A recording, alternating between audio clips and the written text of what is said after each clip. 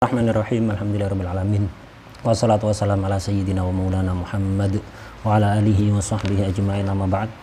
Qala al-mu'allif radhiyallahu ta'ala anhu wa nafa'ana bihi wa bi ulumihi wa bi ulumina bi ulumi sa'iri sholihin fil dharaini amin ya rabbal alamin.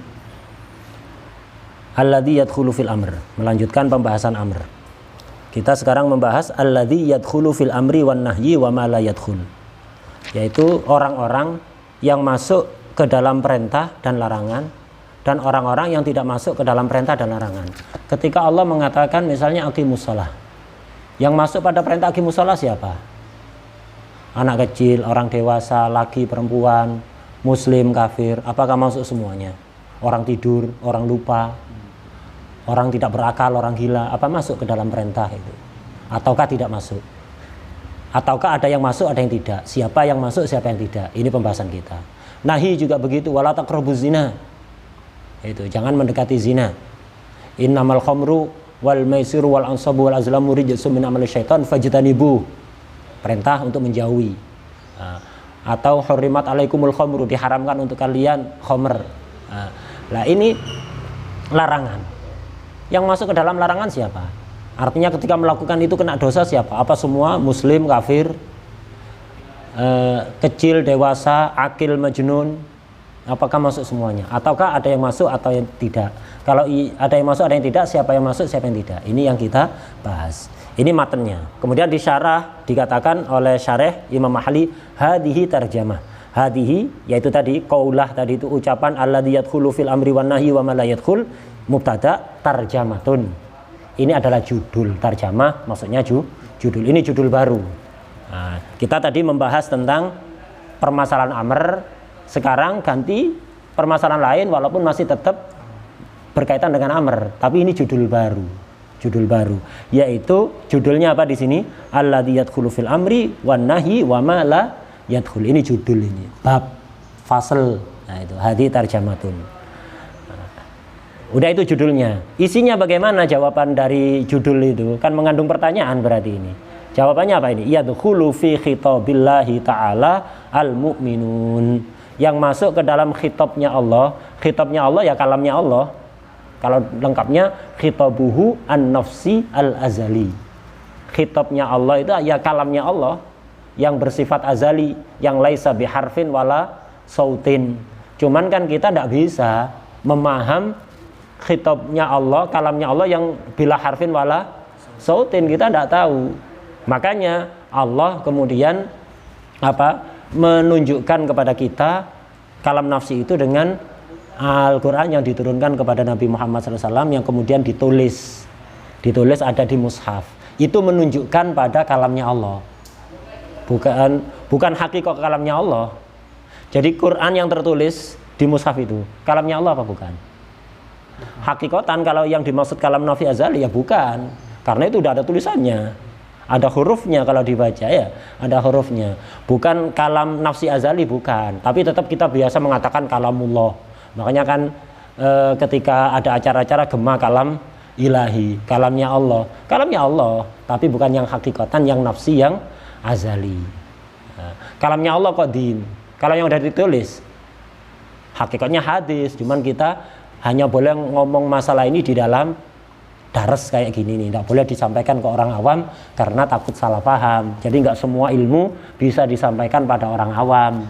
Kalimin nas ala qadri ukulihim. Kalau ngomong sama orang itu sesuaikan dengan kemampuan akalnya masing-masing. Tidak semua yang benar disampaikan. Takutnya kalau akalnya tidak siap malah salah paham. Kita yang jadi sebab. Makanya Imam Ahmad kan tidak mau mengatakan mushaf itu hadis, tidak mau. Padahal hakikatnya ya hadis, ada yang mengingkari kalau yang mushaf itu hadis. Tapi hanya omongan-omongan kayak gitu itu hanya untuk daras. Santri yang memang betul-betul memahami maksudnya apa. Nah, Imam Ahmad kan dituntut untuk menyampaikan ke masyarakat. Akhirnya dikhawatirkan salah paham, makanya Imam Ahmad milih di penjara. Nah, apa harus di penjara? Daripada menimbulkan kesalahpahaman pada masyarakat, apa di penjara? Padahal untuk membebaskan diri bisa, tapi tidak. Demi melindungi pemahaman orang awam lah begitu. Nah, khitabullah kalamnya Allah yang nafsi azali. Cuman kita tidak tahu kan kalam nafsi azali. Quran yang ada, mushaf yang ada itu, yang di situ ada tulisannya, itu menunjukkan, hanya menunjukkan kalamullah, bukan itu hakikatnya ya. Nah, itu menunjukkan. Kita bisa paham dengan yang itu dengan yang itu.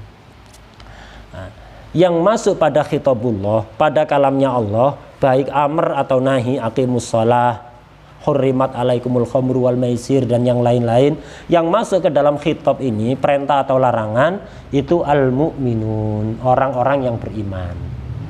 Lah yang kafir, wasayatil kalam fil kufar. Pembahasan tentang orang kafir sebentar lagi dibahas. Nanti orang kafir masuk ke dalam khitabullah apa tidak? Wadah ya. Nah, di sini yang jelas mukminun masuk, kufar masuk apa enggak? Nanti dibahas. Wasahi sekarang. Wasabiyu mubtada ini, wasahi bukan atof. Wasahi orang yang lupa. Wasabiyu anak kecil, wal majnunu orang gila. Khobarnya ghairu dakhilina fil khitab. Enggak masuk ke dalam khitab. Orang yang sedang lupa enggak masuk khitab. Anak kecil enggak masuk khitab. Majnun enggak masuk ke dalam khitab. Jadi enggak masuk ke dalam perintah, enggak masuk dalam larangan. Kenapa? Syaratnya apa? Orang itu bisa dikhitab harus paham. Lah orang lupa, dalam kondisi lupanya tidak paham. Dalam kondisi lupa, kalau sudah ingat ya sudah paham lagi, mukallaf lagi, mukhotob lagi. Orang majnun tidak paham dia omongin. Anak kecil belum sempurna, kefahamannya belum sempurna. Walaupun ada tamyiz, tapi nggak sempurna.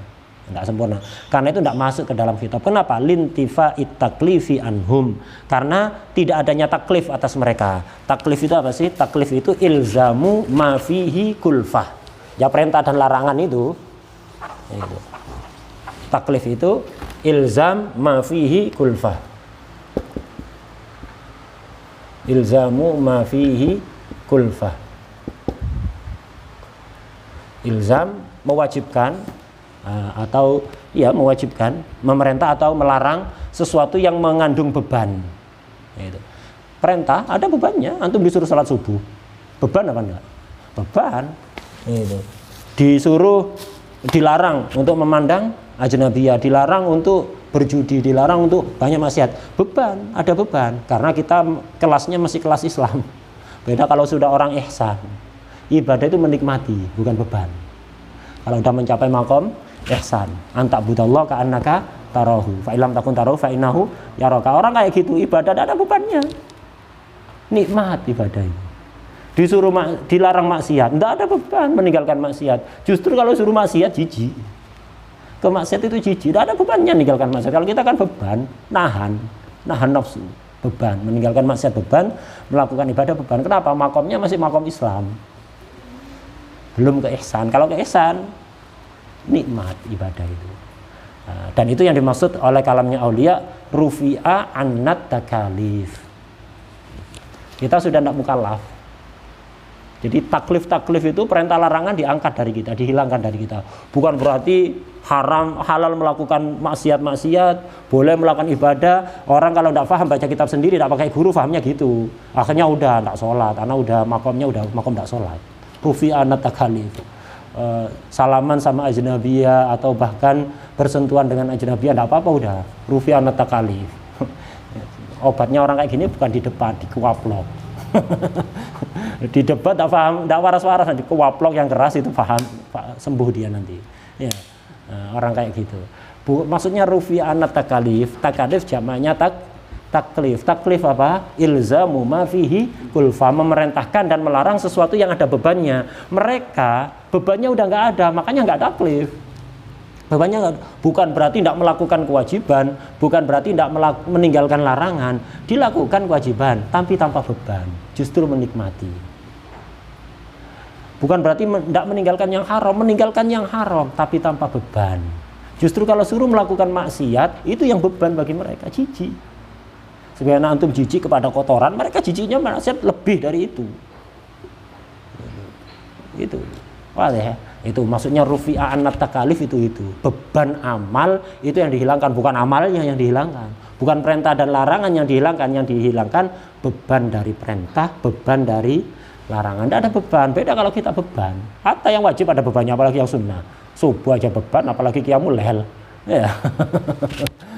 Subuh aja beban, apalagi qiyamul lail, ada beban bagi sebagian orang menikmati. Sobi majnun itu sahih, ghairu dakhilina fil khitab. Kenapa? Lintifa'i taklifi anhum. Karena apa? Mereka tidak mukallaf. Gitu. Mereka tidak ada taklif untuk mereka, tidak mukallaf. Cuma artinya kalau mereka meninggalkan kewajiban tidak dosa. Sobi, sahih, majnun. Orang lupa tidak sholat, dosa apa enggak? Enggak dosa. Asal lupanya tidak disebabkan sesuatu yang terlarang, baik larangan haram atau larangan makruh. Larangan haram misalnya ghibah. Lupa enggak sholat, keasyikan ghibah.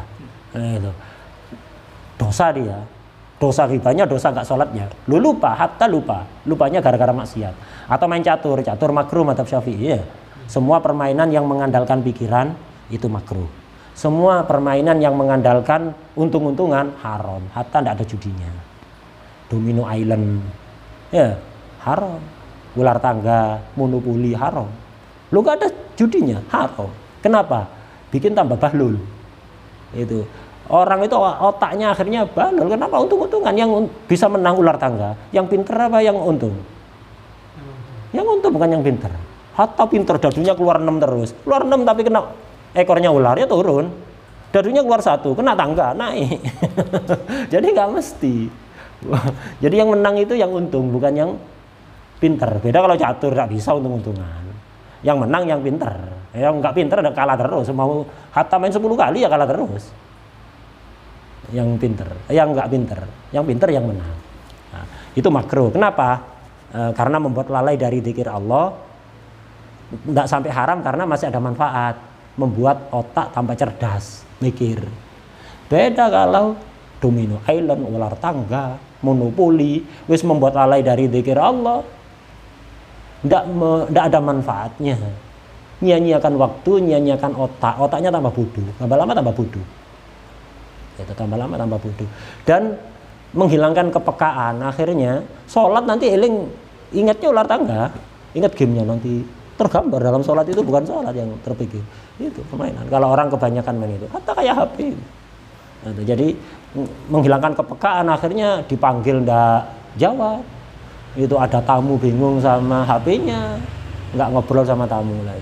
Haram. Semua permainan yang mengandalkan tahmin, untung-untungan itu haram. Tapi yang mengandalkan kecerdasan, pemikiran itu makruh. Kenapa makruh? Kan ngasah otak, iya. Walaupun ngasah otak tapi membuat lalai dari zikir Allah. Nah, itu. Ngasah otak tidak harus kayak gitu. Antum baca kitab usul ngasah otak udah itu ya. Lebih buat cerdas dibanding main catur, itu lebih berat pikirnya dibanding main catur ya. Baca kitab usul atau warokot, nambah cerdas tentu. Jadi cerdas itu harus dilatih, dibuat mikir sendiri. Daripada mikir catur, mikir usul ahsan. Mikir kitab fikih, kitab-kitab yang lain dipikir, itu nambah cerdas itu. Apalagi kalau antum hadir dars bersama orang yang akalnya sempurna, ketularan cerdasnya, hatta tidak paham, ketularan nanti, ketularan. Nah, karena itu penting mujalasatul ulama, itu penting dawil ukul wal qulub as-salimah, itu penting. Akan ketularan bersihnya hati. Walaupun antum hatinya kotor, hati kita kotor, ada hasad, ujub, kibir, ya, sering kumpul dengan ahlul qulubis salimah, ketularan. Dengan sendirinya sifat jelek kita hilang. Sedikit demi sedikit terisi dengan sifat yang bagus. Otak kita bebel, sulit untuk paham. Sering kumpul dengan orang yang akalnya sempurna, ketularan nanti, hilang sedikit demi sedikit. Wes bebel, senengannya mutolaah sendiri, tidak mau hadir taklim kepada seorang guru. Itu apa bebel apa? Itu. Jadi manfaatnya julus baina aidil masyayikh yang dawil ukul al-kamilah wal qulub as-salimah, itu manfaatnya lebih besar dibanding kita baca kitab mutolaah sendiri atau mutolaah sama temen, bikin roha sama teman-teman seangkatan misalnya rutinan. Ada manfaatnya, tapi kalau dibanding dars ke seorang guru lebih besar ini. Kalau tidak ada guru yang bisa untuk diambil ilmunya, tidak apa-apa kita mutolaah, kita isi waktu kita daripada disia-siakan, mutolaah bagus. Kemudian bikin roha sama teman-teman seangkatan ketika liburan bagus. Tapi kalau ada seorang syekh yang akalnya sempurna, hatinya bersih, ya mending kita hadir itu. Ini bisa kita lakukan nanti ketika waktu yang kosong, yang kebetulan tidak benturan dengan jam yang daras ke seorang syekh itu. Tapi kalau mele, jangan mele yang ini. Itu akhirnya antum seperti mele Indomie rasa gulai, padahal ada gulai yang asli. Kenapa milih Indomie rasa gulai? Itu milih gulai yang asli. Sop kikil yang asli. Ahsan daripada Indomie rasa sop kikil. Nah, kebandingannya seperti itu.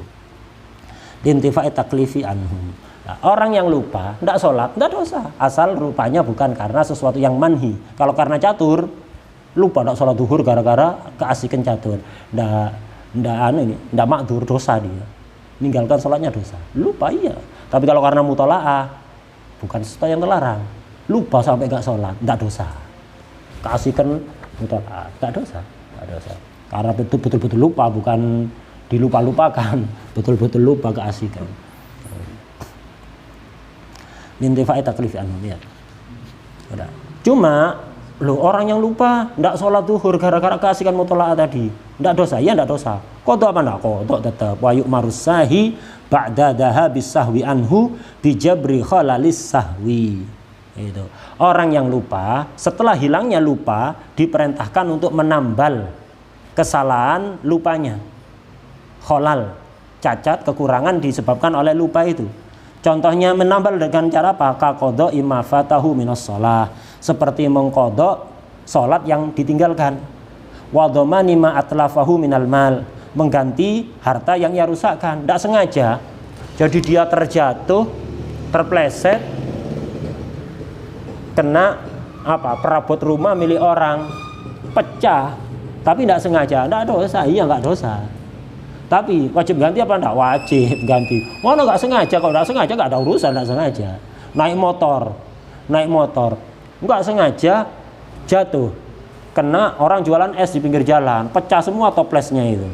Dosa apa enggak? Enggak dosa, nggak sengaja kok. Nah, tapi wajib ganti apa enggak? Wajib ganti. Nggak ada talazum antara tidak dosa kemudian tidak wajib ganti, itu tidak ada talazum. Bisa jadi nggak dosa tapi tetap wajib ganti. Wajib ganti.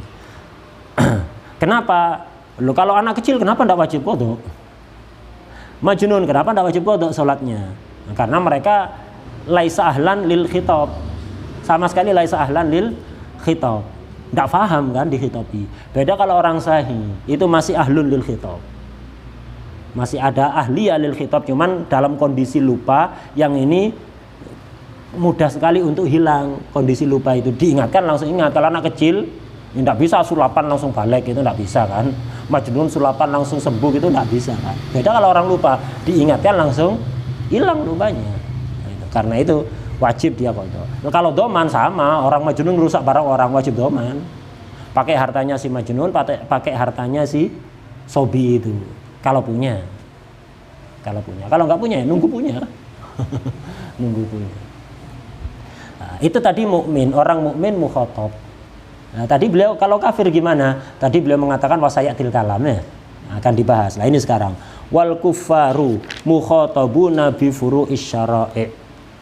Orang-orang kafir itu mukhatab, masuk ke dalam khitab. Artinya dakhilun fil khitab. Mukhatab artinya tercakup khitab.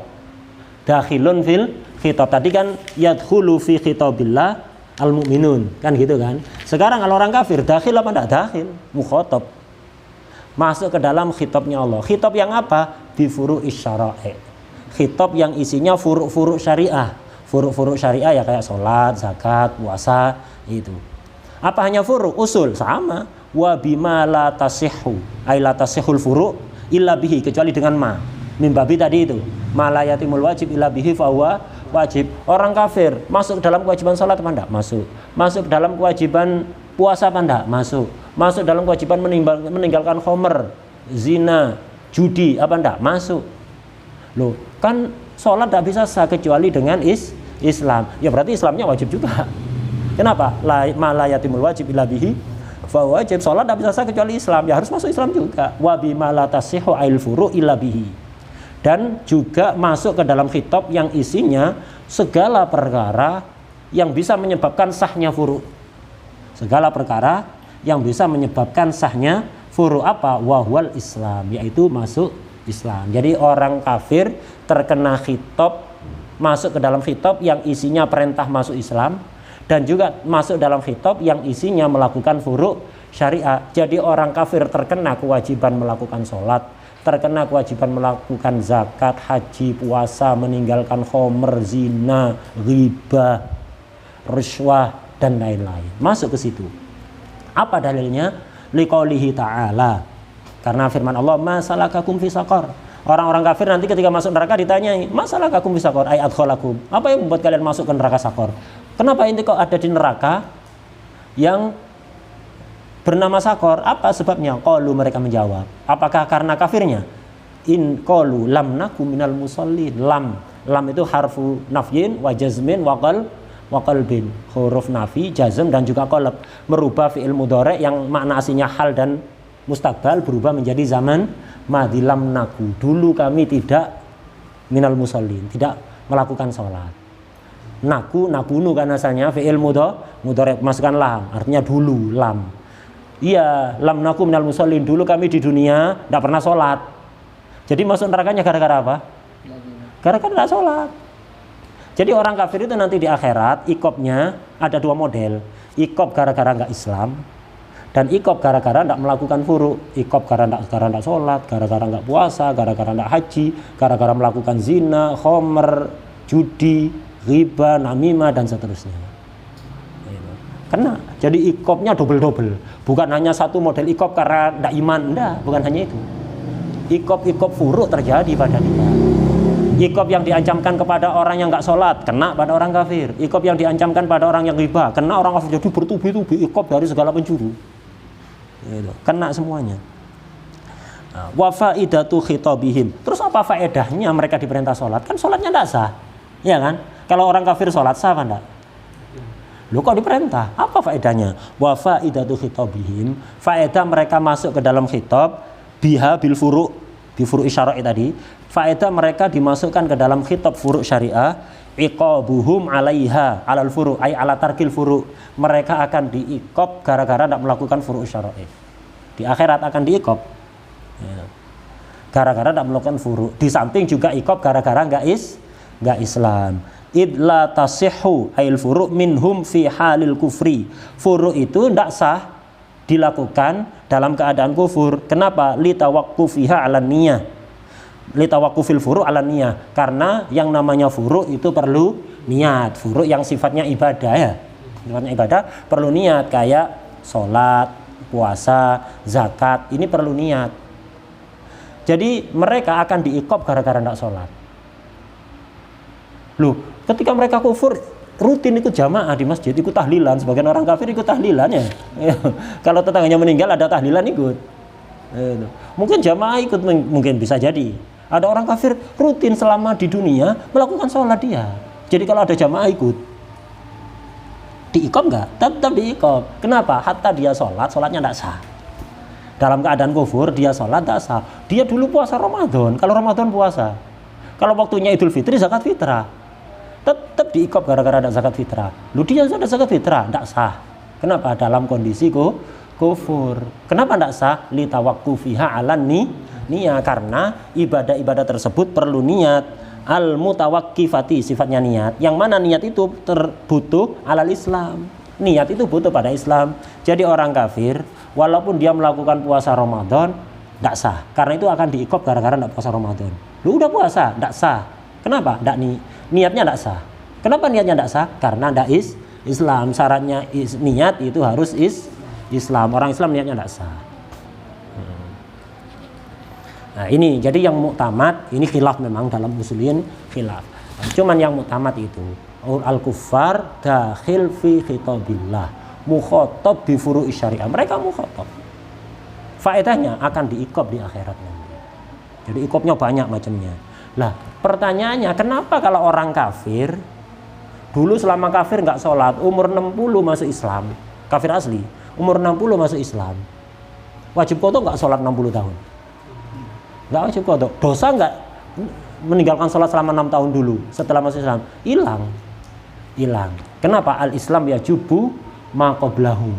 Yajubu yaqta. Islam itu akan memutuskan apapun yang dilakukan sebelumnya. Jadi ketika dia dulu kafir melakukan zina, judi, tidak sholat dan seterusnya, masuk Islam umur 60, hilang semua itu. Al-Islam yajubu ma qablahu. Islam memutuskan maksiat-maksiat yang dilakukan sebelumnya, dosa-dosa yang dilakukan sebelumnya. Untuk apa kok begitu? Targhiban fil Islam, agar menyemangati orang kafir untuk masuk Islam. Kalau orang kafir 60, saya mau masuk Islam Pak Ustadz, gimana caranya? Baca syahadat. Terus setelah itu, ya sholat Anda 60 tahun diqodoi, puasa 60 tahun diqodoi, ndak sido Pak Ustadz, gitu akhirnya ya. Akhirnya membuat orang ndak tertarik masuk Islam, PNDW Islammu, gitu akhirnya. Nah, biar menyemangati dia masuk Islam, ini wala yu'akhaduna biha, mereka ndak dituntut biha bil furu', mereka tidak dituntut melakukan furu' syariah ba'dal Islam, setelah masuk Islam. Untuk apa? Targhiban fihi fil Islam, untuk menyemangati dia masuk Islam. Jadi untuk menyemangati dia masuk Islam. Nah, ini yang ada di sini. Sekarang kita kaitkan ke pembahasan yang di fikih. Syarat wajibnya sholat termasuk Islam, ya kan? Syarat wajibnya sholat itu Islam. Kharaja, jadi yang wajib sholat itu muslim. Kharaja bil muslim al kafirul asli. Orang kafir asli wajib sholat apa enggak? Antum belajar di fikih? Enggak wajib. Puasa Ramadan enggak wajib. Loh, bertentangan enggak dengan yang di sini? Di sini di usul dikatakan mereka mukhatab, masuk ke dalam khitab. Artinya kena kewajiban sholat. Enggak sholat disiksa, masalah kakum fisaqah. Di fikih kok enggak wajib. Di apa? Di fikih zakat tidak wajib, puasa tidak wajib, semua ya haji tidak wajib, semua syaratnya muslim. Ya apa ini? Menggabungkan kayak tarut gitu ya, kayak bertentangan, tidak bertentangan. Fikih itu menghukumi hukum dohir, hukum dunia. Jadi fikih itu apa? Nahkumu bidzawahir. Jadi hukum dohir, hukum dunia. Artinya apa? Maksudnya orang kafir nggak wajib melakukan sholat di fikih itu bukan berarti tidak mukhatab. Mukhatab, tidak ada pertentangan dengan usul. Apa maksudnya? Begini, fikih itu kan ketika pemerintahnya pemerintahan Islam, undang-undangnya undang-undang Islam, orang nggak sholat, apa kewajiban pemerintah? Nyuruh sholat. Nggak mau sholat sampai keluar waktunya, apa yang dilakukan? Dihad. Apa hadnya? Hukuman mati. Iya kan? Lah, hukum ini hanya berlaku untuk muslim.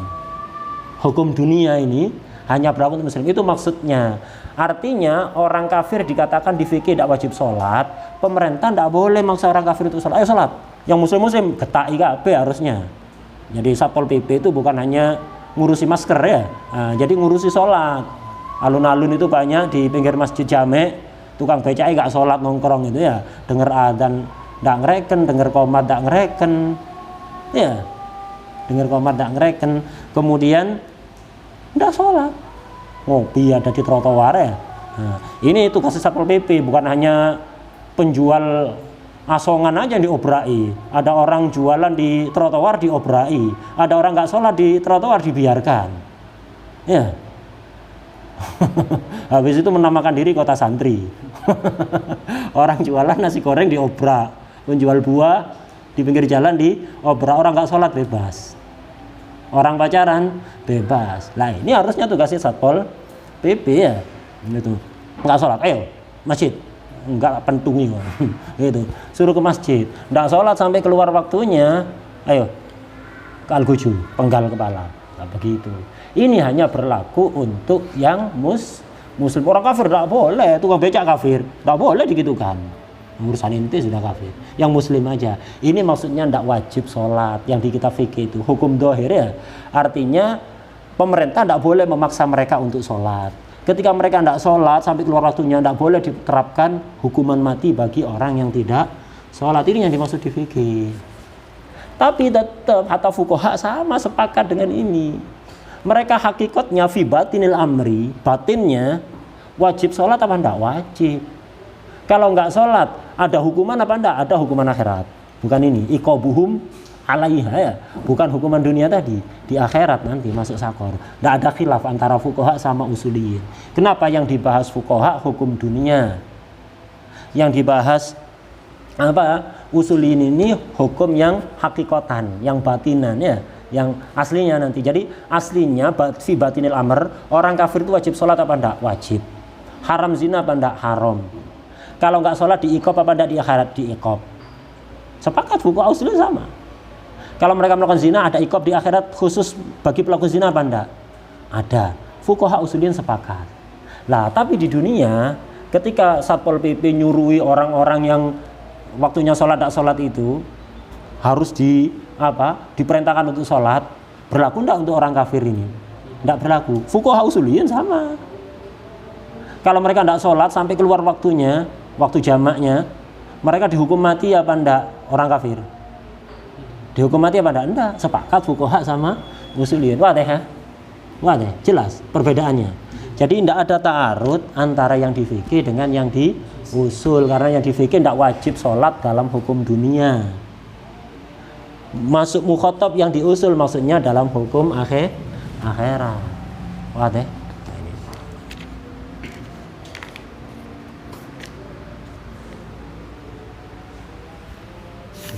Kita tambahi satu masalah lagi yang nahi, insya Allah kita lanjutkan pada pertemuan berikutnya.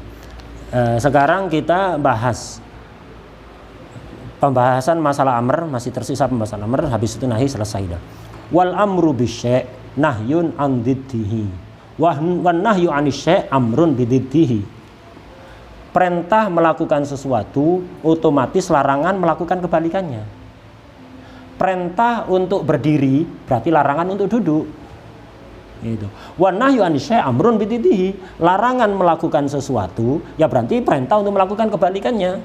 Larangan untuk bergerak berarti perintah untuk diem. Perintah untuk diem berarti larangan bergerak. Nah, ini. Fa idza qala lahu uskun. Ketika ada orang berkata pada orang lain atau Allah misalnya berkata pada makhluknya uskun, diemlah. Perintah kan ini uskun, fi'il amar. Maka kana qaul ini nahiyan lahu anit taharruk. Maka ucapan ini juga otomatis larangan untuk bergerak. Aula tataharrak. Allah mengatakan la tataharrak, jangan bergerak. Nahi ini. Kana amiron lahu bisukun, berarti ini juga otomatis perintah untuk diem. Ini juga khilaf. Apakah al-amru bisyai' nahyun an diddihi ataukah tidak? Ini khilaf. Di sini Imam Haramain mentarjih al-amru bisyai' nahyun an diddihi. Begitu juga sebaliknya. An-nahyu anisyai' amrun bididdihi. Ini masalah mukhtalaf bainal usuliyin. Imam Haramain mentarjih yang ini. Al-amru bisyai' nahyun an diddihi wa nahyu anisyai' amrun bididdihi. Jadi kalau antum menemukan di kitab usul yang lain beda dengan keterangan ini, biasa terjadi khilaf.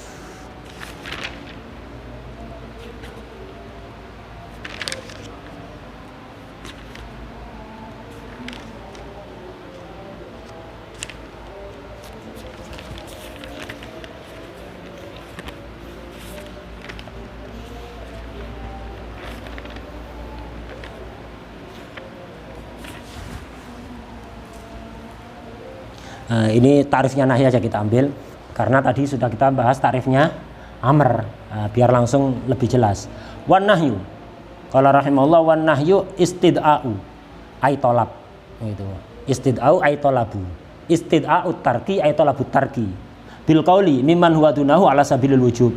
Sama kayak amr tadi, tinggal dibalik aja. Kalau tadi talabul fi'li, sekarang talabut tarki. Talab istid'a sama. Nah, jadi yang dikatakan nahi itu adalah permintaan meninggalkan sesuatu. Talabut tarki, istid'a'ut tarki atau talabut tarki. Permintaan meninggalkan sesuatu, permintaannya bil qauli, bukan bil isyarah, bukan bil kitabah, tapi menggunakan qaul, ucapan. Jadi kalau isyarah misalnya gini, artinya jangan bicara. Ada orang bicara, kita pakai isyarah gini agar diem. Apakah ini nahi? Bukan.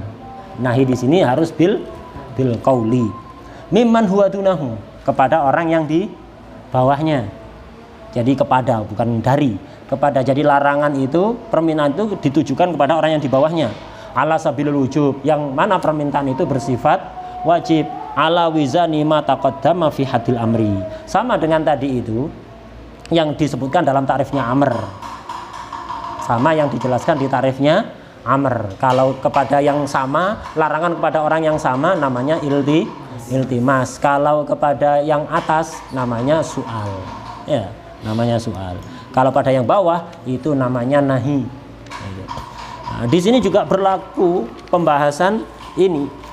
Jadi di sini di Imam Haramain dalam takrifnya amr dan nahi ini, dari takrif yang ada itu berarti mensyaratkan ulu dan isti'la. Jadi ada ulu dan isti'la. Kalau ulu memang tinggi, betul-betul tinggi. Kalau isti'la merasa tinggi, merasa lebih tinggi. Kalau ulu memang lebih tinggi. Jadi dari Allah kepada makhluk, ini ulu. Memang Allah tidak bisa dibandingkan dengan makhluk. Isti'la ini merasa tinggi, merasa tinggi ya. Jadi ada orang merasa lebih tinggi dari yang lain, akhirnya nyuruh-nyuruh, ngelarang-larang. Ini baru dikatakan amr, ini baru dikatakan isti'la. Apa dikatakan nahi? Untuk bisa dikatakan nahi dan amr itu harus imma ada ulu atau isti'la. Imma memang yang nyuruh, yang minta itu betul-betul lebih tinggi daripada yang diminta, atau enggak lebih tinggi sebenarnya, tapi merasa lebih tinggi. Nah, ini Imam Haramain dalam takrifnya berarti mensyaratkan dua ini. Yang muktamad dah harus. Yang muktamad dah harus. Jadi walaupun dari musawi ya amr kalau talabul fi'li, nahi kalau talabut tarki. Walaupun kepada man fauqahu ya amr kalau talabul fi'li, ya nahi kalau talabut tarki, nahi. Sama. Jadi bawaan ke atasan ya amr nahi, atasan ke bawaan ya amr dan nahi, kepada yang sederajat juga amr dan nahi, tidak syarat ulu dan isti'la. Wadih ya? Itu yang muktamad indal usuliyin. Beda yang muktamad indal bayaniin, indal bulagha. Menurut ulama balagha yang muktamad justru harus ada ulu dan isti'la. Jadi ada amr, ada iltimas, ada soal, ada nahi, ada iltimas, ada soal. Itu yang muktamad inda ulama il balaghah. Ulama balaghah yang muktamad seperti itu. Kalau ulama usul enggak. Kalau ulama usul enggak harus ulu dan isti'la. Semuanya pokok talabul fi'li ala sabilil wujub. Enggak pakai qayyid mimman huwa dunahu. Pokok ala sabilil wujub sudah. Ulu dan apa? Itu sudah amr, sudah nahi. Itu yang muktamad indal usuliyin. Beda dengan yang muktamad indal bayaniyin, ulama bayan, artinya ulama balagha.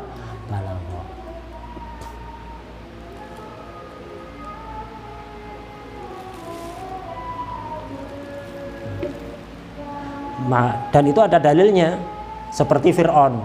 Fir'aun itu kan merasa lebih tinggi dibanding rakyatnya, ya kan? Lebih tinggi. Begitu juga Balqis.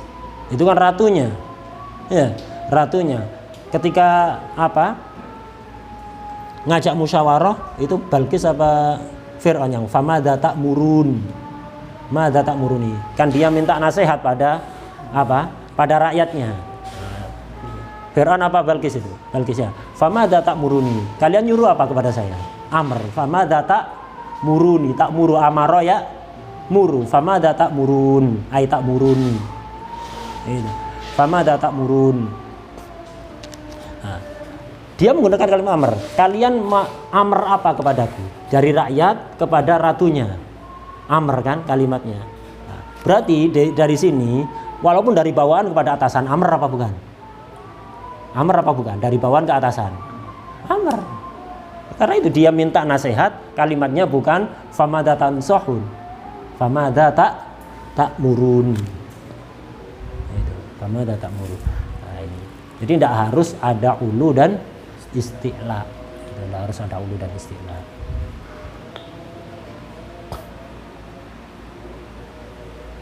Wadah.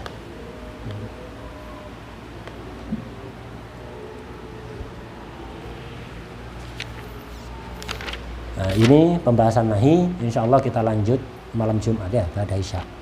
Malam Jumat ba'da isya.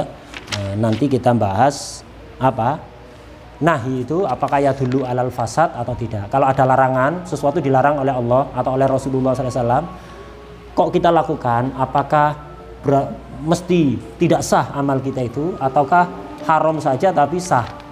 Nah, itu nanti akan ada pembahasan itu insya Allah.